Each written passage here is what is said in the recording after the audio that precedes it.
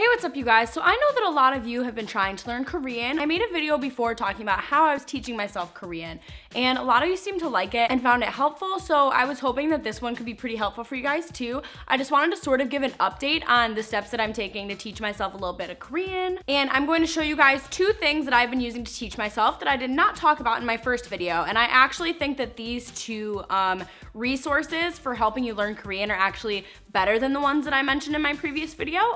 While those ones are still very helpful, I think that the 2 I'm about to tell you guys about today are even better. Now, let's get started. So, first of all, I wanna say, I have been super busy with school, so I've not had a ton of time to learn a lot more Korean since the first video I posted talking about this.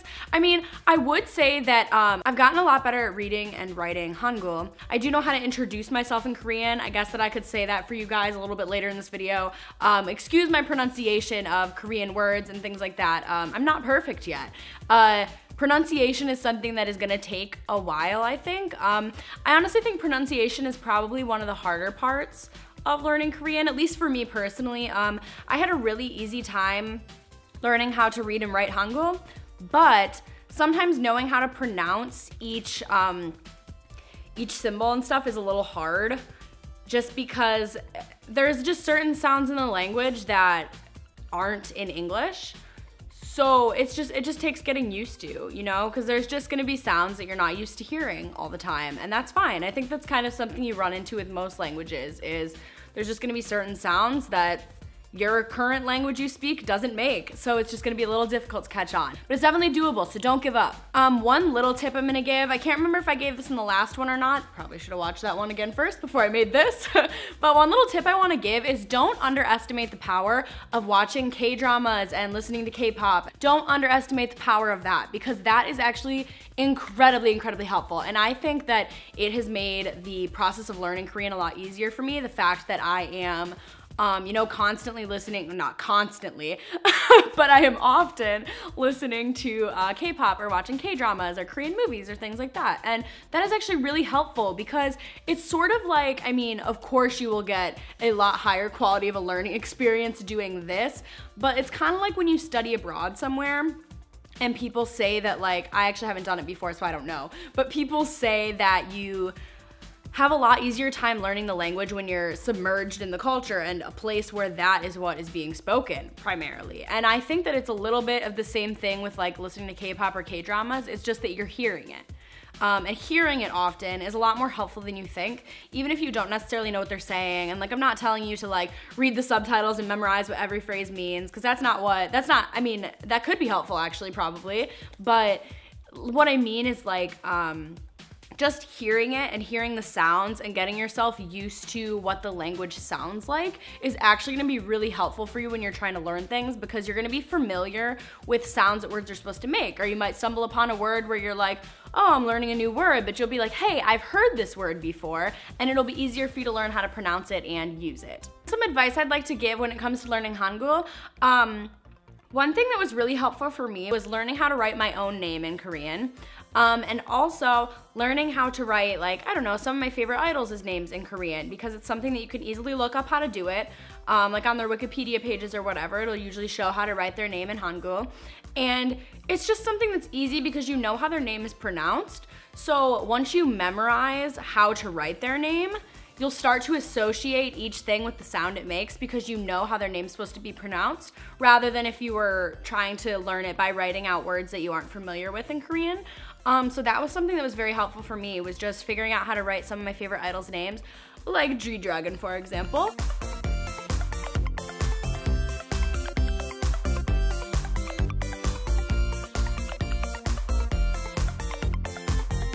I guess before I show you guys the 2 sources that I'm using, I'm just gonna tell you how to introduce yourself. I don't know how, this might be a weird way to introduce yourself, pronunciations might be a little rough, but it's a basic idea, and just shows a little example of where I'm at right now. This is pretty much the only like fluid thing I can say other than random words and phrases. Okay, so, I don't wanna butcher this. Okay. I can do this. Why is this so nerve-wracking? I can literally just edit it out if it's bad. 안녕하세요. 저는 로렌입니다. 나는 학생이다. 저는 미국 사람. 미안해요. 안녕히 계세요. So basically, I just said 안녕하세요. 저는 Lauren입니다. Hi, my name is Lauren. 나는 학생이다 is I'm a student. 저는 미국 사람. You might recognize from the YouTuber 저는 미국 사람. It's just saying I'm an American person. And then at the end, I don't even know if this is correct. I just threw that in there. But 미안해요. I'm sorry. 안녕히 계세요. Bye. Sorry for my bad Korean. Bye. Even though it's not what I said. But that's what I meant by that. Okay. Now, I'm going to show you guys the sources where you can learn this and much, much, much, much more. I have only scratched the surface levels of these resources so far. I'm so excited to dive deeper into them, and these two are great, great, great resources. I'm sure you guys can tell by my channel size that this is not hashtag spawn. I wish it was hashtag spawn, but it's not. I will leave a link to the book I'm about to show you guys in the description down below, and I don't really know how to leave a link to the iPhone app, but I'll try. I'll figure it out. We'll make it work. So my first holy grail right now for learning Korean is Korean 1 from 0. So this book is gonna teach you Korean from 0, like it says. There are other books in the series. You can get like 2, 3, I don't know how high it goes up to. It's a pretty thick book. It's a workbook and a textbook all in one. I have not gotten very far into this so far, but it is super helpful. It starts even from the beginning with teaching you Hangul, which I had already learned before I got this book, but it was a really good, the first section of it was really good though for reviewing and just making me feel stronger in reading and writing. And something awesome that this book does is that pretty quickly, or I think actually maybe immediately, it goes into only using Hangul. No romanization, which is so scary when you're learning Korean. You're like, no, like trying to clutch onto that romanization for dear life.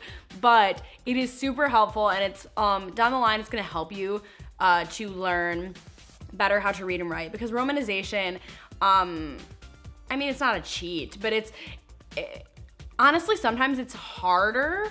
You'll learn that romanization is sometimes harder to figure out pronunciation from rather than Hangul, because Hangul, there's very specific sounds that certain symbols are supposed to make. And sometimes the way it's romanized, you'll just be tempted to read it the way you would kind of say it in English. And that's not always quite right. So it's very good this book does not let you rely on those. It's gonna be a lot more helpful along the line.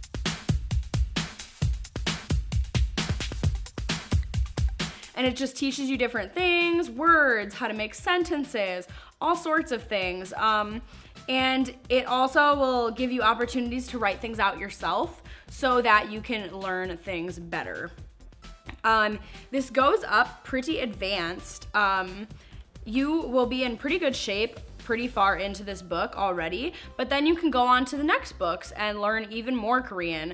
There is an answer key in the back so that you know that the stuff you're filling out is correct, which is great. So, and if you get stuck, then you can look things up. And I think that that makes learning a lot more helpful. There were some Korean books that I stumbled upon that don't give you answer keys, which to me, how helpful is that? Like, you don't even know if you're doing it right. And I feel like I second guess myself with absolutely everything when it comes to learning other languages. Like, I took Spanish through school and I question everything unless I see the absolute correct answer, because it's not my first language. So like, I know I'm bound to make a lot of mistakes. And this book also has downloadable audio online so that you can hear the pronunciations of everything, which is so helpful. And actually, you can learn on their website as well.